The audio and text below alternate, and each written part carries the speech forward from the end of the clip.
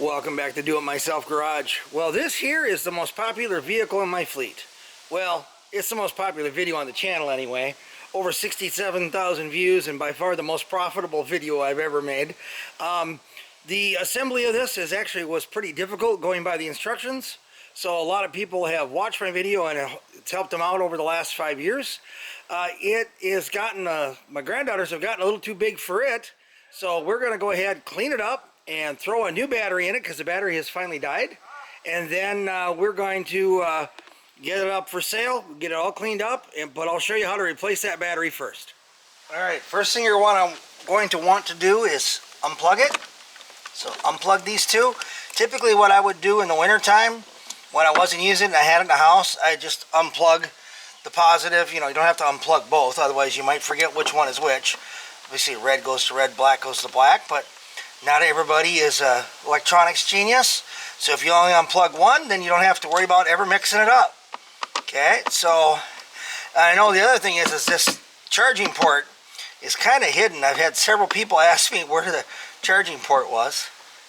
So if you follow those wires, you'll find it.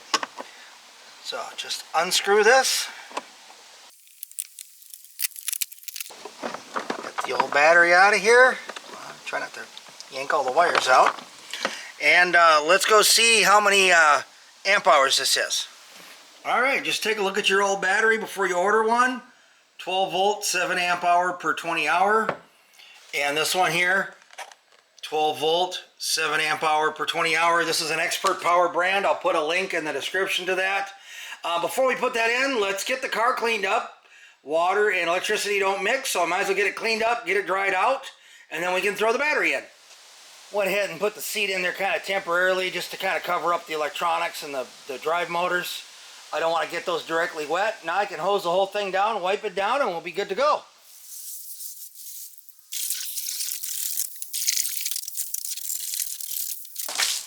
Okay, I'll just wipe it down and we should be good to go. I purposely tried not to get the inside of the car too wet. You know, the dash and stuff is where some electronics are. There's not really much on here. It's mostly dirty from being under the staircase. I have a spiral staircase, and we have a long-haired German Shepherd. You've seen Roxy in some of my other videos, and yeah, she sheds a lot, so that hair gets everywhere. Alright, since I bought the correct battery, the connections are all on the same side. So this drops in here. Battery is the same size, fits right in there perfectly. You cannot get two batteries side by side, otherwise that would be an option for increasing the life on these. So on this battery, it has these little protectors on the leads. Just pull them off, and then your negative and positive lead will plug right in. There's the negative, here's the positive, and you want to get these in here so you're not going to squish the wires. Slide them on there. You can hear it fired right up. It says it's 12.2 volts. Before I go to sell it, I'm just going to put it on the charger overnight. The only bad thing about this car is it takes about 6 hours to charge. I believe they do that on purpose because it's a sealed lead acid, that it charges a little bit slower for safety, but it held up for nearly 5 years, so I'm pretty happy with that. The last year or so, my daughters haven't used it as much, so one of these batteries, it might only last you a couple of years if you have someone that's using it more, so it really depends. There we go. That is really all there is to it. To replace a battery on one of these little cars. You know, the seats all come off a little bit different. The charging port and stuff might be in a different place. Might be different instructions for charging. But on this one, it's pretty simple. This just drops right in here. It hooks up under here, and then these two little plugs on the outside of here hook it in place. So I didn't show at the beginning.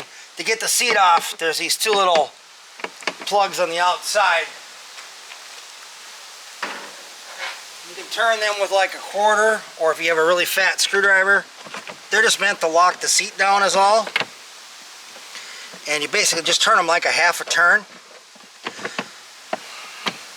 There we go. Just find out where they drop in. And just give them a half a turn. And then that holds the seat in there real nice. And then it's got the two little seat belts. We are good to go. Like I say, ready to go to the next home, next kid to have some fun with it for at least a couple of years. All right, she's all back together, part of the fleet again of my running vehicles. But we're going to go ahead and sell this, pass it on to another family that can use it for at least a couple more years. Fresh battery in there, should run just as good as it was brand new for us, and hopefully last them at least a couple of years.